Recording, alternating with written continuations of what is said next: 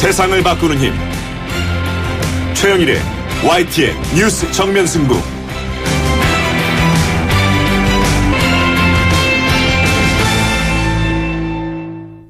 YTN 뉴스 FM 뉴스 정면 승부 3부 시작합니다. 흔히 밥상머리 민심 이렇게 부르죠. 이번 명절은 대선 주자들에게는 더욱 중요하게 여겨졌을 텐데요. 이제 대선까지 1년 3개월 정도가 남았습니다. 내년 1월 귀국을 예고한 반기문 사무총장의 영향력과 파급력 전망을 해보겠고요. 다음 주 이 국정감사를 앞두고 더불어민주당과 국민의당 등 야권이 이 미르재단과 K스포츠재단의 설립과 기부금 모금을 둘러싼 특혜 의혹, 권력형 비리로 규정하면서 총공세에 나서고 있습니다. 이 문제에 대해서 잠시 후에 새 남자의 정치수다에서 얘기 나눠봅니다.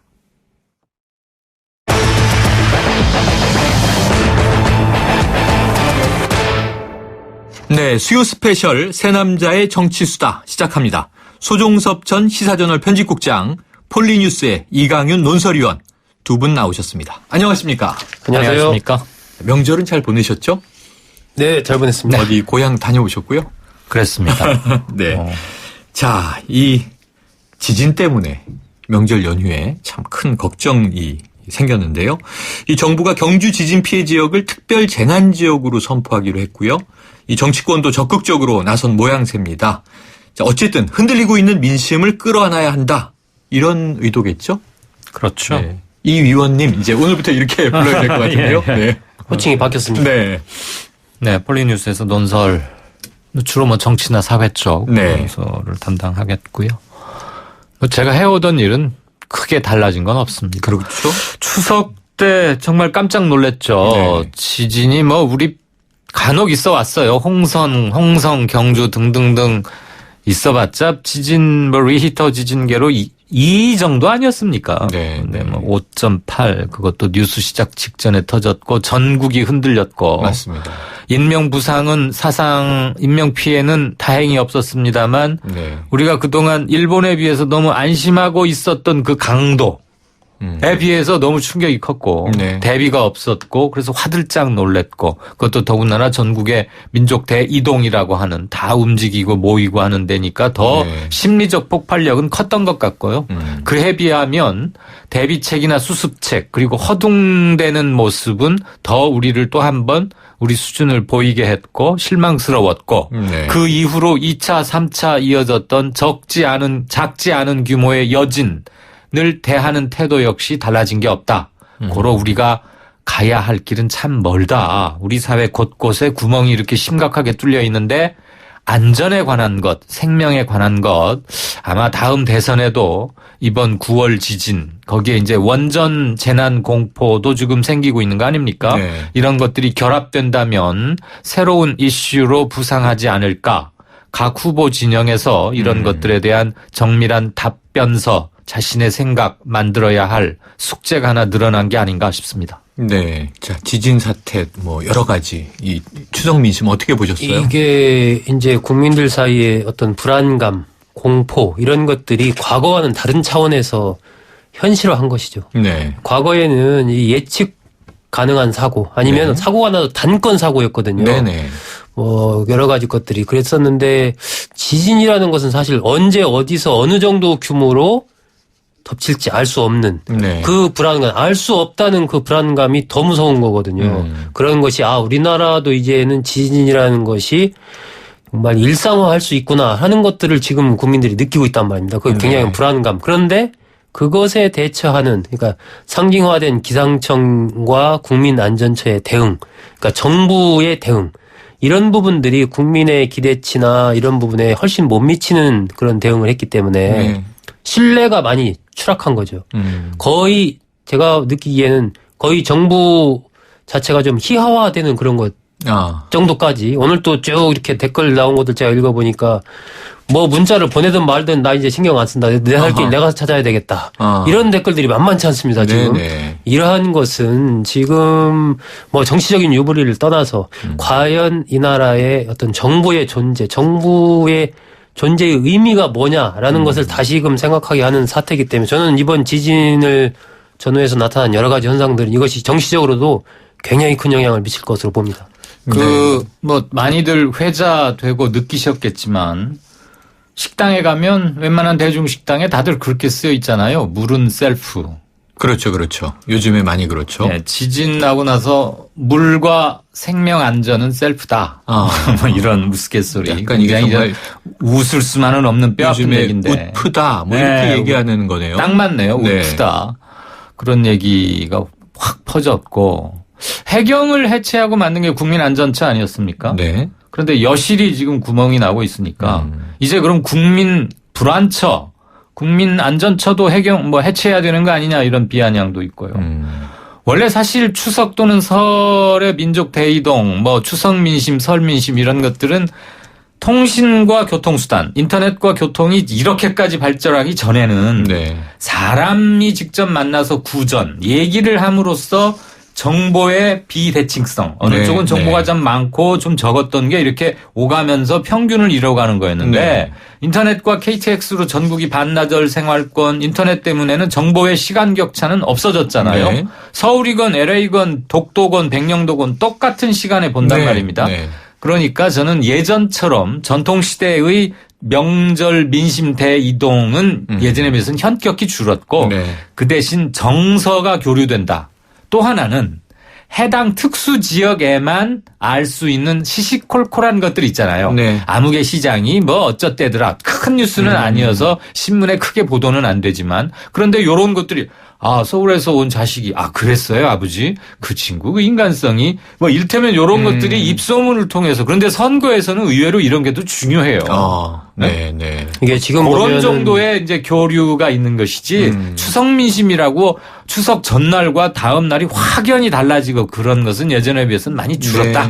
이렇게 이게 이제 경제적으로 굉장히 지금 어려운 상황 아닙니까? 그렇죠. 오늘 통계도 보면 거의 이제 장기 실업자가 거의 IMF 수준까지 지금 갔거든요. 그러니까 우리가 느끼는 것 이상으로 사실 자영업 하시는 분들이나 일선 현장에 계신 분들은 굉장히 어려움을 겪고 있는 이런 상황에서 지진이 터졌단 말입니다. 이것은 그러한 경제적인 어려움에 더해서 심리적인 불안감까지 극대화시키고 있는 거거든요. 이런 것은 이렇게 가다 보면 이게 폭발하는 겁니다. 그렇기 때문에 저는 이것이 여야를 떠나서 하여튼 정부 차원에서 상황이 굉장히 위중한 상황이다라는 것을 인식을 하고 앞으로 특히 지진과 관련된 정말 철저한 대비를 좀 선제적으로 해나갔으면 하는 그런 바람입니다. 자, 이 지진 문제 아까 말씀하신 심리적 불안감 이게 사회 심리적인 불안감이죠. 그런데 이게 원전 문제까지 연결이 돼요. 아까 이제 이 위원님 짚어주셨습니다만 원전에 대한 걱정 또 커져서 저희도 지금 라디오에서 다루고 있고요. 그리고 또 그 이전에 한진 해운 사태 이게 다 이 부산, 울산, 경남 지역 민심과 직결돼 있습니다. 물론 이제 이 경주는 경북입니다만 TK 지역을 포함해서 지금 이 대선까지 그러다 보니까 PK 민심의 행방이 오리무중이다 이런 이야기들이 나와요. 어떻게 보십니까? 그럴 수밖에 없죠. TK와 PK의 분화 조짐은 원래는 영남권 크게 묶어서 그쪽은 그냥 대부분 60-70% 이상의 몰표가 새누리당 보수 진영 정당으로 가는 거 아니었어? 라는 게 한 7-8년 전까지의 큰 선거의 패턴이었는데 몇 가지 분화 요소가 살짝 나타나기 시작하다가 동남권 신공항 문제로 한번 세게 갈등을 빚었고요. 맞습니다. 일단 김해공항 확장으로 어정쩡한 상태로 수면 밑으로 넣어두기는 했는데 원래가 대구와 부산은 상당히 정서가 좀 달라요. 말투도 다르고. 그리고 3당 합당으로 한국 정치사의 지도가 좀 기형화, 왜곡화되면서 보수정당으로 묶이긴 했지만 야성향, 야도, 민주화에 대한 기여도 이런 것은 부산 마산 지역이 분명히 있었던 건 사실이고요. YS의 정치적 영향력도 있고요. 그러니까 TK와 PK가 뿌리는 달랐는데 밖에 사람들은 비슷하게 들리는 사투리지만 두 지역은 분명히 구분을 하는 데다가 최근에 있었던 몇 가지 중요한 이해관계കൾ 일테면 낙동강 수계 상수원으로 쓰는 곳에 있어서의 물의 혼탁도 문제 때문에 지리산 댐을 건설하는 걸 가지고도 좀 갈등이 있고 그러다가 제일 중요한 거 창고에서 곳간에서 인심난다고 조선업이 흔들리니까 해운도 함께 영향을 받고 그 결정적인 타격은 부산, 거제 목포 일부 지역 동남아 해안이에요. 이것은 이제 부산 쪽의 경제 침체의 요소인 거고 대구는 옛날 노무현 정부 때도 유명한 동아일보 일면 톱이 있었는데 네. 대구 어디에는 뭐 추석에 달이 없더라 뭐 그런 일면 톱 기사가 있었어요. 그건 무슨 얘기예요? 이제 심각하게 체감 경기가 안 좋다, 실물 경기가 안 좋다는 것을 네. 은근히 참여정부를 꼬집기 위해서 네네. 당시 동아일보는 참여정부하고 대척적인 관계에 있었으니까 네. 그런 기사가 한국 언론사에도 기록될 만큼 아무튼 많은 논란을 불러일으켰는데 수치상으로 봐도 대구나 부산이 굉장한 소비도시인 반면에 생산력은 그에 미치지 못해서 네. 허울 뿐인 뻔쩍거립니다. 뭐 이런 얘기는 있어 왔어요. 네. 근데 아무튼 대구 경북 지역 또는 TK 해서 30년 뭐 그쪽 정권이라고 하는데 실질적으로 우리 지역에 돼 있는 것은 잘 뚫린 고속도로 말고는 없다. 고속도로는 해놨는데 먹고 살게 해주는 물동량 그걸 별로 없다. 지금 이게 네, 불만이 쌓여가고 있다가 원전 밀집 지역이 부산 고장 고리, 기장, 월성, 네. 해서 쭉 올라가지 않습니까? 울진까지 올라가죠. 그리고 네. 앞으로 삼척 지역에 뭐 하나 대규모 그렇죠. 컴플렉스, 원전 컴플렉스 벨트가 형성된다는 거 아니에요? 그러면 부산 5, 6도 앞바다에서 7번 국도를 따라서 동남 지역이 우리나라의 가장, 이거 세계적으로도 그렇게 유례가 없는 원전 밀집 지역이 되는데 네네. 공교롭게도 거기가 지금 지진 뭐 양산 단층 활성화 지역 이래가지고 네, 네. 불안한 거 아닙니까?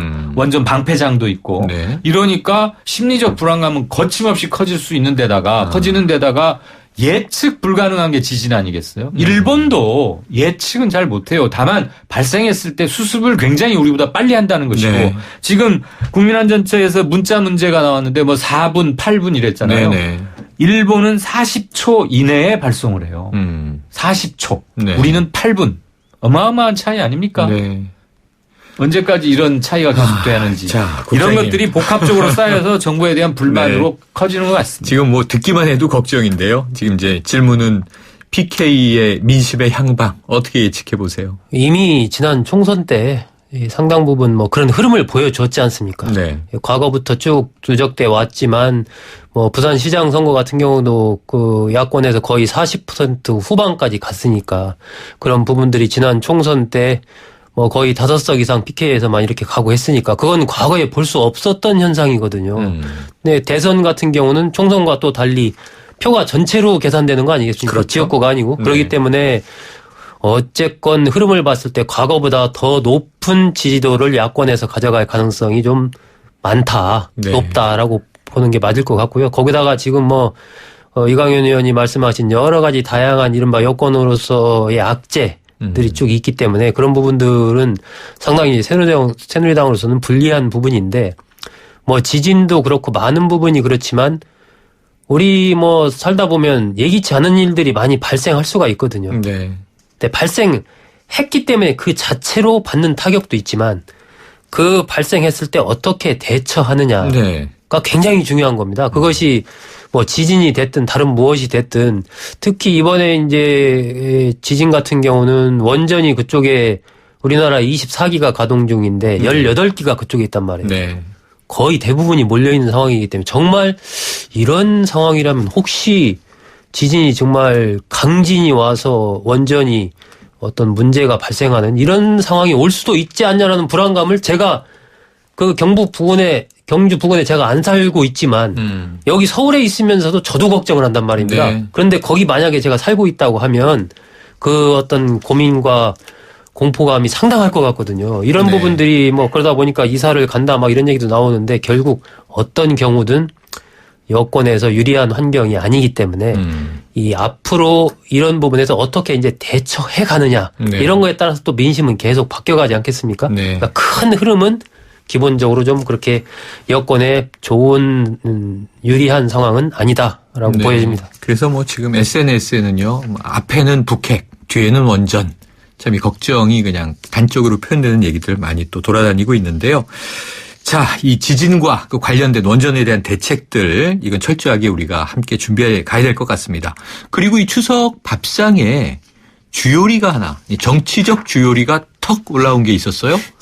저는 이 명절 연휴에 국회의장과 이 3당의 원내대표가 뉴욕에 간 줄도 모르고 있었는데 뉴스가 탁 터진 걸 보니까 이제 반기문 유엔 사무총장이 추석 밥상에 올라왔습니다. 내년 1월 귀국하겠다. 이 한 메시지로 요약이 되는데요. 자, 이강윤 의원님. 네. 출마하는 건가요? 예, 제가 오늘 컬럼에 썼고 지금 네. 포털에서 검색하시면 바로 나오겠습니다만 그 컬럼 제목은 반 총장 이를 악물고 하시오. 그거죠. JP의 말이잖아요. 말이죠. 네, 그거를 이제 컬럼 제목으로 썼는데 우상호 원내대표가 언제 귀국하십니까? 임기는 지금 올 연말이지 않습니까? 그렇죠. 지금 12월 말. 있고. 네. 뭐 일각에서는 몇 달쯤 밖에서 상황 보겠다 어쨌다 그랬는데 딱 명토 박아서 1월 중순 이전에 들어가겠다. 네. 그러니까 1월 15일 늦어도 뭐 17, 18일경에는 저 들어오겠다는 거고 네. 밖에서 꾸물꾸물 시간 안 보내겠다는 거고 둘째 들어와서 곧바로 뭐 3부 요인, 5부 요인 의례적으로 찾는 건 당연한 거지만 네. 국민들께 보고할 기회를 꼭 갖고 싶다. 그냥 뭐 기회가 되면 한번 말씀도 드렸으면 좋겠습니다. 이런 외교관들은 특히 말을 부드럽고 온화하게 하는 수사적으로 외교적 어법이라고 있잖아요. 네. 완곡어법. 그런 거 아니고 아주 콕 찍어서 말을 했어요. 꼭 기회를 갖고 싶다. 업무 보고 하겠습니까? 네.